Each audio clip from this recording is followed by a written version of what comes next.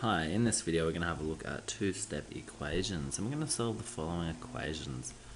They're all a little bit different, but each step we're going to circle what we're going to move to the other side, and as we move it over the equal sign we perform the opposite operation.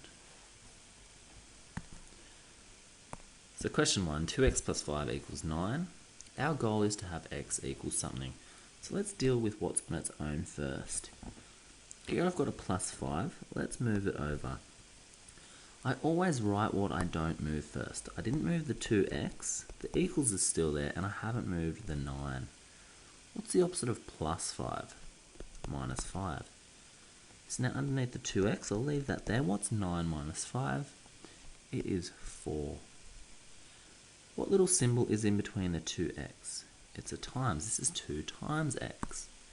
So let's move the 2, and what I'm going to draw is the arrow right underneath, because the opposite of times is divide. So x equals 4 over 2. So that arrow reminds me to put the 2 underneath the 4.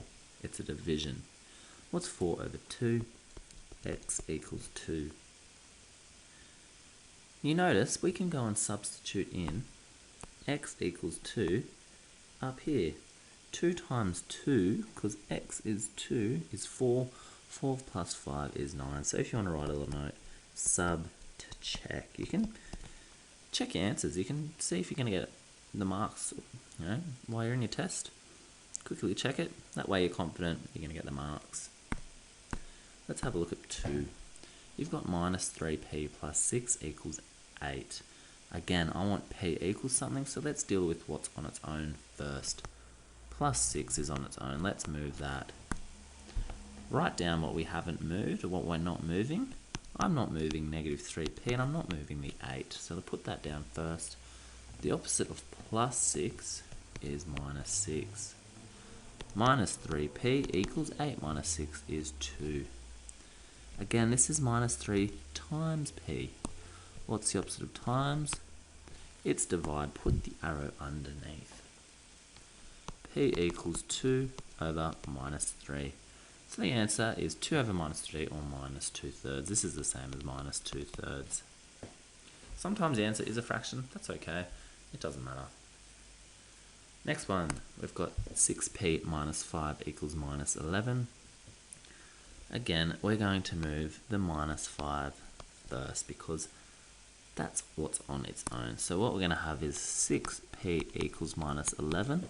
I'm not moving the 6p. I'm not moving the minus 11. So I write that first. What's the opposite of minus 5? Plus 5. So 6p equals, what is negative 11 plus 5? That will give us negative 6. And we can always use our calculator to check. Negative 11 plus 5 equals negative 6.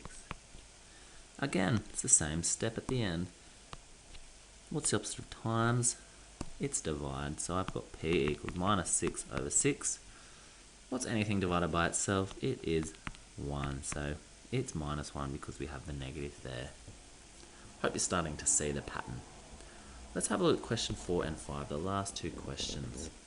A little bit different here.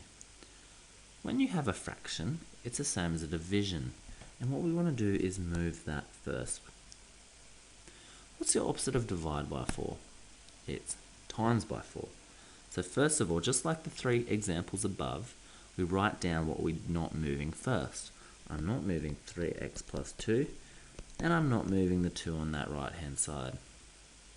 The opposite of divide by 4 is just times by 4. So we've got 3x plus 2 over on the left hand side, and 2 times 4 is 8. This one, 3x plus 2 equals 8, just looks like all these ones up here. So let's go and do it. Circle, what do we move first? The plus 2. So 3x equals 8. I write that first because I'm not moving it. It's not circled. Put that first. Opposite of plus 2 is minus 2. 3x equals 8 minus 2. We have 6. And a look at that. It's the same again at the end. What is the opposite of times? It's divide. So we draw our arrow underneath the 6. X equals 6 divided by 3. X equals 2. Well done there. And again, you can go and put in what if x is 2 here? 3 times 2 is 6. 6 plus 2 is 8. 8 divided by 4 is 2. And we've done it correctly. So you can always go and check your answer. Last one. Notice how 5 is different to 4.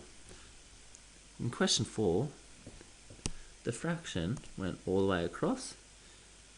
Okay, this time it's just here, and this fraction is only has a 3 underneath, and the minus 5 is on its own. Okay, there's no fraction underneath the minus 5. So that means that we've got this minus 5 on its own. We need to move that first.